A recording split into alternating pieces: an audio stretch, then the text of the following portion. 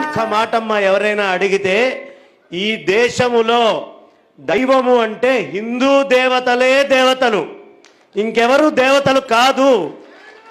హిందువుల దగ్గర ఉండేటటువంటి ధనమే ధర్మానికి సంబంధించినటువంటి ధనము, ఇంకెవరిది కాదు.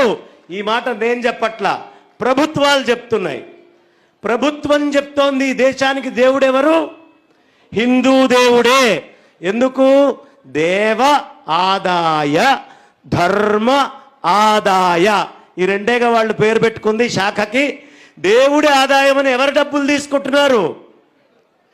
మరి మిగతా వాళ్ళు దేవుళ్ళో కాదో వాళ్ళకి అనుమానం, కాదు అనేటటువంటి నమ్మకం కూడా. కాబట్టి దేవుడు అంటే ఎవరు? హిందూ దేవుడే దేవుడు. మన రాముడు, మన కృష్ణుడు, మన శివుడు, మన పరమేశ్వరుడు, మన దుర్గ, మన కాళి, వీళ్ళే దేవతలు. ఇది ప్రభుత్వం ఒప్పుకుంటోంది.